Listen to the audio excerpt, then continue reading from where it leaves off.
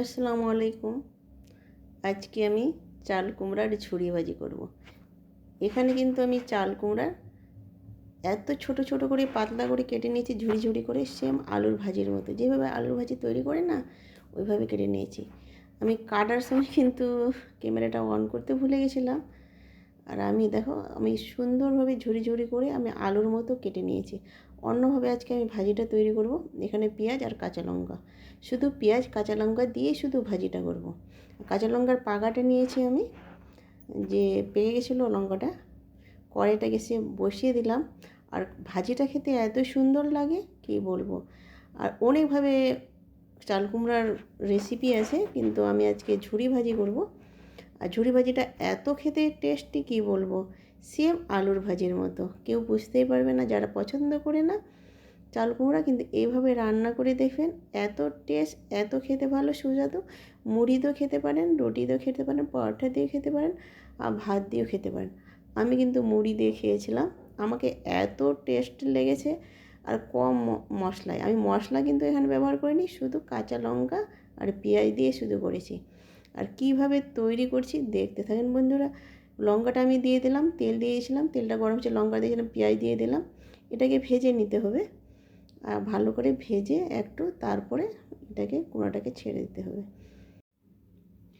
একটু brown colour করে নিব। আর পেঁয়াজের যেন কাঁচা এটা না থাকে, একটু ব্রাউন কালার করে নিতে হবে। দেখো আমার কিন্তু ব্রাউন কালার একটু হয়ে গেছে। আর এইভাবে রান্না করে দেখবেন, আমার মতো এত টেস্টি লাগে। আমি এখানে হলুদ দিয়ে দিলাম, হলুদ দিয়ে একটু আমি, আর পেঁয়াজটা কিন্তু ব্রাউন কালার হয়ে গেছে। আর এখানে কিন্তু মশলা কোনো অ্যাড করব না, আমি কুমড়োগুলো দিয়ে দিলাম। আর এত আমি ছিঁড়ি ছিঁড়ি করে কেটেছি কী বলবো, আর সেম আলুর ভাজির মতো। আর এইভাবে ভাজিটা তৈরি করলে কিন্তু আমার বাড়িতে কিন্তু সবাই পছন্দ করে। এর আগে আমি একদিন করেছিলাম, খুব পছন্দ করেছিল, ওই জন্য বললাম যে আজকেও এভাবে ভাজিটা তৈরি করি।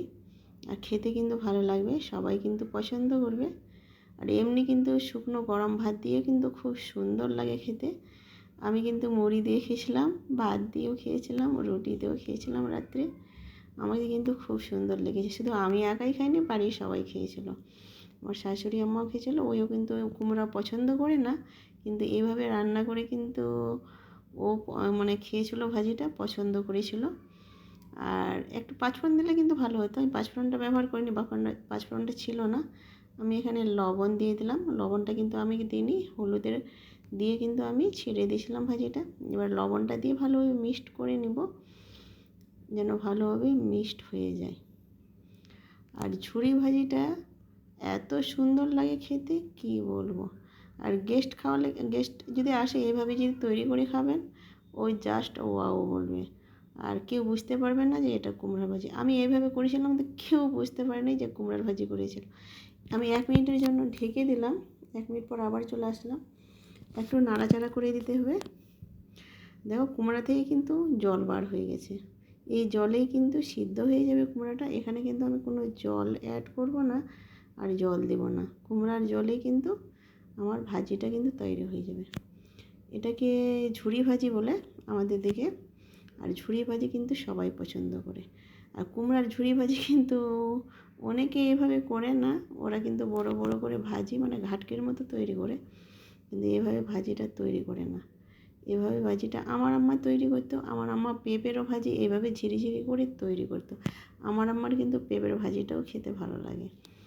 তা আমি পেঁপের ভাজি একদিন করবো ঝিরি ঝিরি করে, আমি কিন্তু কোনো দিন করিনি, আমার আম্মার করতো। আমার আম্মার কিন্তু হাতের কিন্তু তরকারি এত মজা লাগে কি বলবো, মানে আম্মার মতো করতে পারি না, কিন্তু আম্মার হাতের টেস্ট আলাদাই। এখন মা তো রান্না করতে পারে না, মা অসুস্থ, আমিও অসুস্থ, কিন্তু একটু সুস্থ হয়েছি। আবারও আমি ঢেকে দিলাম, মানে 1 মিনিটের জন্য। এবার দেখো জলটা কিন্তু শুকিয়ে গেছে, ওই জলেই কিন্তু আমি ভাজিটা হয়ে গেছে আমার। দেখো একটু মানে লালচে লালচে হয়ে গেছে। যখনই তেল ছেড়ে দিবে তখনই কিন্তু ভাজিটা পারফেক্টভাবে কিন্তু হয়ে যাবে। দেখো এখানে আমি তেল ছেড়ে দিয়েছি। আমি কিন্তু এখানে কিছুই ব্যবহার করিনি, শুধু কাঁচা লঙ্কা আর পেঁয়াজ দিয়ে, এখানে একটু ধনেপাতা দিয়ে দেবো। আমি সব জিনিসে ধনেপাতা দিয়ে কিন্তু খেতে ভালো লাগে। আমি ভাজিতে বা মাছে বা মাংসে আমি ধনেপাতাটা দিই, থাকলে দিই, না থাকলে কোনো ব্যাপার না। যেহেতু আমার আছে ওই জন্য আমি ধনেপাতাটা একটু দিয়ে দিলাম। ধনেপাতা দিয়ে কিন্তু ঘ্রাণটা আমাকে খুবই ভালো লাগে খেতে। আর ধনেপাতা সব জিনিসই খেতে ভালো লাগে। ধনেপাতা দিয়ে একটু আমি নেড়ে চেড়ে নেব। আর কালারটাও কিন্তু খুব সুন্দর হয়েছে, আর ঝিরিঝিরি কিন্তু দেখে বোঝা যাচ্ছে না যে আমি কুমড়ার এটা ঝুরি ভাজি করেছি। একবার খেলে তো মুখে লেগেই থাকবে, বারবার কিন্তু খাওয়ার ইচ্ছে করবে। একবার বানিয়ে দেখবেন আমার মতো। আমার কিন্তু এখানে দেখো ভাজিটা হয়ে গেছে, ঝুরি ভাজিটা।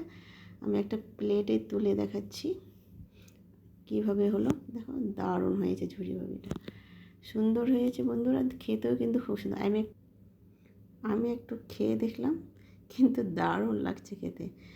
মনে হচ্ছে না যে আমি কিন্তু মশলা টশলা কিছুই দিইনি, আর এত সুন্দর লাগছে খেতে কী বলবো। গরম ভাতে কিন্তু একদম জমে যায়। আমি গরম ভাত দিয়ে খেয়েছিলাম। এখানে ভিডিওটা শেষ হলো। আল্লাহ হাফেজ।